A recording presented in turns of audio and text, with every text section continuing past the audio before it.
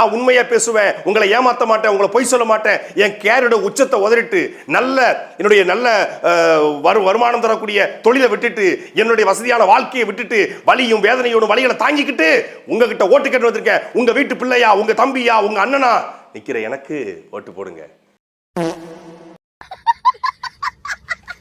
அரசியலுக்கு அந்த தொகுதியில் அறியப்பட்ட, அந்த தொகுதிக்கு நல்லது செய்யக்கூடிய, இல்ல கட்சியில நல்ல பணி செய்த, அந்த கட்சிக்காக உழைத்த, அந்த கட்சியுடைய விசுவாசிகளை போடுவதுதான் ஒவ்வொரு கட்சியுடைய வழக்கம். கட்சி தலைவர்கள் எந்த தொகுதியில் நிக்கலாம், ஆனா அந்த தொகுதியில் அறியப்பட்ட, அந்த பகுதிகளில் அறியப்பட்ட, இல்ல பக்கத்து மாவட்டத்தில் அறியப்பட்ட நபர்களை போடுவதற்கும். ஆனா வெளியிருந்து ஆட்களை எடுத்து விலக்கி வாங்கி, இல்ல திமுக அதிமுக பொறுப்பு கிடைக்கலன்னு விலகி வர்ற ஒருத்தரை நீங்க போட்டீங்க அப்படின்னா அவன் எந்த மாதிரியான அரசியலை செய்வான்? அவனை வச்சுக்கிட்டு நீங்க என்ன ஊழலை ஒழிப்பீங்க? நம்ம தமிழ்நாட்டு மக்களுக்கு ஒரு அன்போட ஒரு கோரிக்கை வைக்கிறேன்.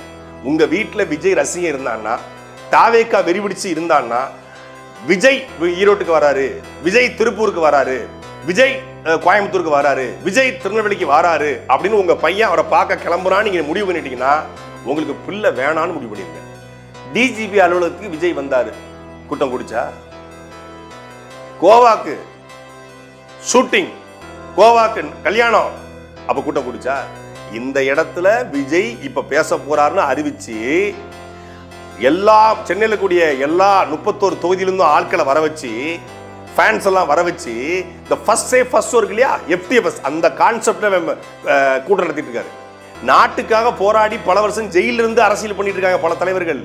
நீங்க வழி தாங்கி வந்தேன், என்ன வழியா நீ தாங்கின? பொண்டாட்டி எங்க கதறிக்கிட்டு இருக்கு, சொகுசா கல்யாணத்துக்கு ஆட்டிக்கிட்டு போய்கிட்டு இருக்கிற, வழி தாங்கி வந்தியா?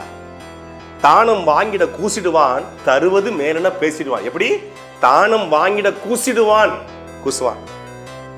8000 ரூபாய்க்கு டோக்கனு, இலவச பிரிட்ஜி, 2500 காஞ்சி பட்டுப்புடுவ, தாலிக்கு தங்கம், தானம் வாங்கிட கூசிடுவான்னு சொன்ன ஒரு தமிழினத்தை தானம் வாங்க வைக்கிறீங்களே, இது உங்களுக்கு நல்லதா இருக்கா அப்படின்னு சொல்லி அண்ணன் சீமான் கேட்கிறாரு. அது போல மக்கள்கிட்ட பேசுங்க. பேச தெரியலன்னா பனையூருக்கும் பட்டினப்பாக்கத்துக்கும் ட்ரிப் அடிங்க.